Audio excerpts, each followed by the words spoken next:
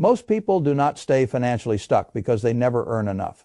They stay stuck because their life is built with so much friction, noise, and leakage that even decent income never gets the chance to harden into capital. That is the real problem. A lot of people think wealth is mainly an earnings problem. Get a better job, negotiate harder, land the raise, start the side hustle. Those things matter. They are not the deepest layer.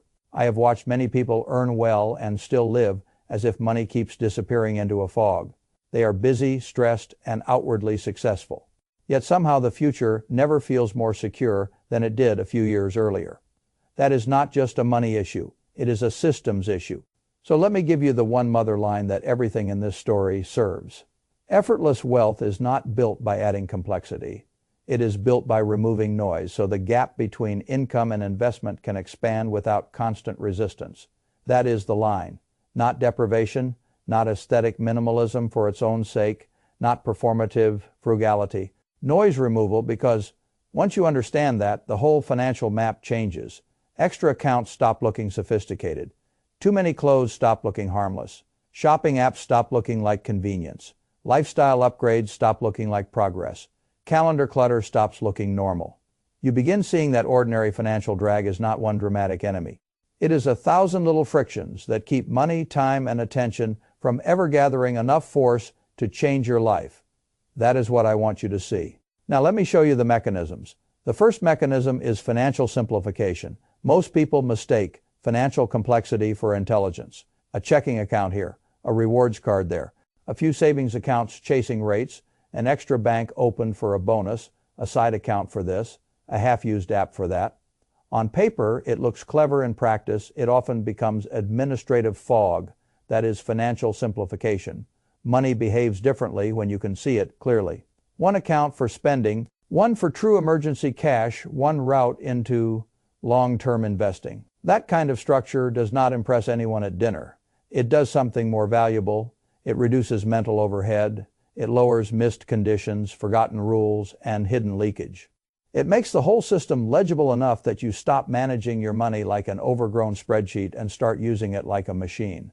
This is one of the quiet advantages wealthy people often create for themselves. They do not merely have more money. They reduce avoidable complexity around it. Clarity protects capital better than cleverness. Most people barely have time to maintain. That is why simplification matters so much. The less scattered the structure, the easier it is to direct. Now let us move to the second mechanism. I call it decision drain. A lot of people think money stress comes from big decisions, mortgage, career, investments, children, retirement. Those matter. But daily life is usually eroded by smaller decisions that happen so often they begin stealing cognitive energy before noon. What do I wear? What do I buy? Which subscription should I keep? Should I browse? Should I compare? Should I scroll? Should I order? Should I upgrade? That is decision drain. Psychologists call part of this decision fatigue. But I care less about the label than the consequence. Every unnecessary choice taxes your ability to make the necessary ones well. A cluttered wardrobe is not just clutter. It is repeated micro-friction. Endless online browsing is not just entertainment. It is a series of low-grade invitations to spend. A chaotic consumption environment makes discipline look like a personality trait, when often it is simply a design failure. This is why reducing trivial decisions can become a wealth habit. Fewer better clothes, less browsing, more repeatable defaults, a smaller field of options means more energy left for work that actually compounds. Not because you became more virtuous overnight, because the day stopped bleeding small pieces of your attention before it reached the important hours. That is decision drain. Now let us move to the third mechanism. I call it noise investing. Nothing makes beginners lose money faster than the belief that activity is intelligence. They join groups, they chase tips, they watch every market move, they track every dip, they buy what friends buy, they sell because strangers panicked, they confuse participation with progress. That is noise investing. The market punishes overstimulation. The average investor does not underperform because they are inherently foolish. They underperform because noise creates motion. Motion creates fees and mistakes mistakes interrupt compounding. The more often you touch the machine, the more chances you have to damage it. This is why a minimalist investing philosophy is so powerful. Ignore almost everything. Own broad productive assets. Contribute consistently. Let time do the heavy lifting. The simple path feels too plain to be intellectually satisfying for many people. That is one reason. So few follow it long enough. The ego wants complexity. Wealth often rewards continuity. That does not mean never learning. It means learning enough to simplify, not enough to become addicted to constant adjustment. That is noise investing, and it is expensive. Now, let us move to the fourth mechanism. I call it quality compression. Cheap things are often expensive in slow motion. That is quality compression. People buy the flimsy version of something they use constantly because the upfront cost feels lower. Then they replace it. Then they tolerate dissatisfaction. Then they replace it again. Over enough cycles, they spend more money, endure more friction, and accumulate more waste than if they had simply bought fewer, higher quality things once. This matters because not all frugality is wise. Some frugality is just disguised repetition. The right minimalist instinct is not buy the cheapest possible version of life. It is buy the best durable version you can reasonably afford when the thing is central enough to daily use that replacement and annoyance would compound against you. A solid bag, good shoes, a reliable appliance, a proper knife, a coat that lasts. When chosen deliberately, these are not indulgences. They are friction reductions. They lower future spending by raising present thoughtfulness. That is the deeper point. Minimalism is not cheapness. It is precision. Now, let us move to the fifth mechanism. I call it lifestyle delay. One of the cleanest ways to get richer is to refuse to let your spending identity catch up to your income identity. That is lifestyle delay. A pay rise enters. Most people expand almost automatically. Better flat, more dinners out, bigger trips, better gym, slightly nicer. Everything, none of this feels reckless. It feels deserved. That is why it is dangerous. The raise vanishes into lifestyle before it ever becomes capital. The person feels no richer because structurally they are not richer. They just became more expensive to maintain. This is why even very high earners can live paycheck to paycheck. Income rose, gap did not. The smarter move is emotionally less glamorous. When income rises, push most of that increase, 50%, 70%, sometimes more, directly into investment or long-term savings before your lifestyle has time to memorize the upgrade.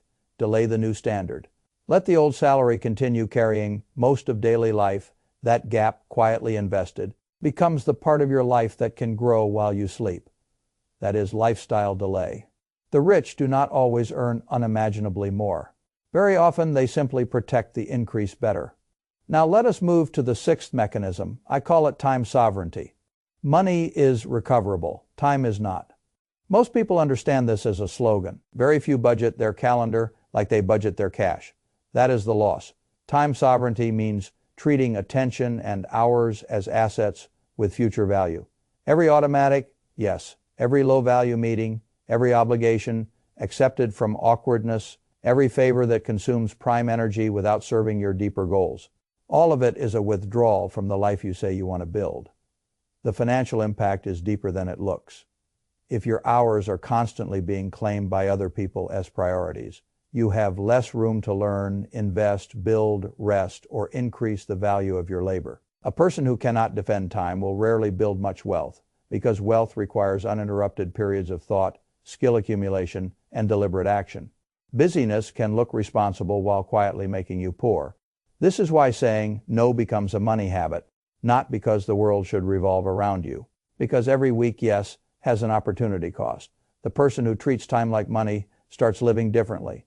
They stop asking only, can I do this? They ask, is this what I want to spend my finite life force on? That question changes calendars. It also changes futures. That is time sovereignty. Now let us move to the seventh mechanism. I call it friction engineering. The final layer of minimalist wealth building is not motivation. It is architecture. That is friction engineering. If spending is too easy, you will spend more.